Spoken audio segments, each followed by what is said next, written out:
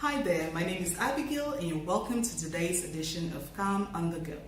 On the show today, we'll continue our discussion from last week. Remember, last week we started discussing faint forms of words and we paid attention to words of more than one syllable. And the takeaway from that lesson was that for every word of at least one syllable, there's a loud part and then there's a faint part.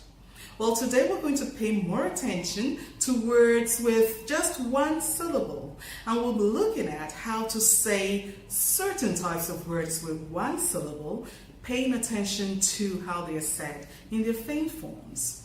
The words that I'm talking about are called function words. Now, usually we do not say function words in their loud forms or in their strong forms when we're speaking.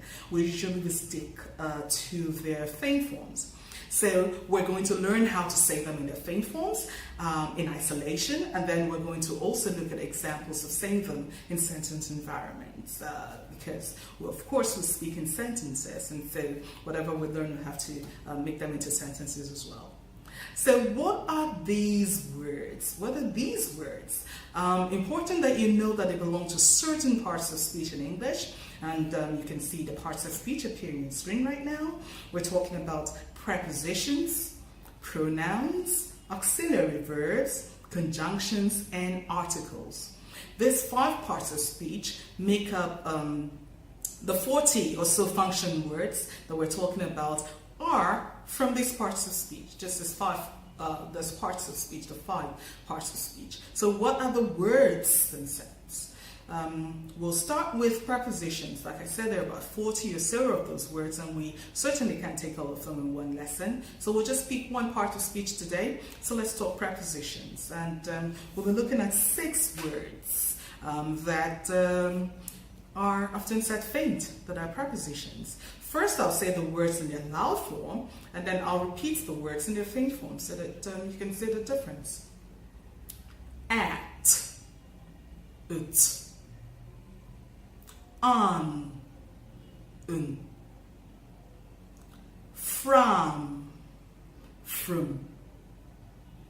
for, f, to, of, and sometimes so you would have heard the words in their loud forms and in their faint forms. Please take note of 2 of these words' pronunciation. Many people will say to, to. No, the word is not to, it's to. Actually a homophone of too and two. To, said the same way. And then of, take note of the second sound in of. It's not of, it is of, with the sound of the letter V at the end. And like I mentioned before, the weak form is either uv or in certain environments. So we're going to look at sentence examples now. Let's see how they're used in sentences, okay? Right, so let's take a couple of sentences and see how these words behave in sentence environments. She was sitting at the corner. She was sitting at the corner. Take note that I didn't say was sitting at the corner, but I said sitting it. So you can see that, or you can hear, I keep saying see, you can see and hear that the AT is said in its weak form, it, not at, but it. Let's take another sentence. He kept it on the table. He kept it on the table. Take note again that I said kept it on, not kept it on, but kept it on.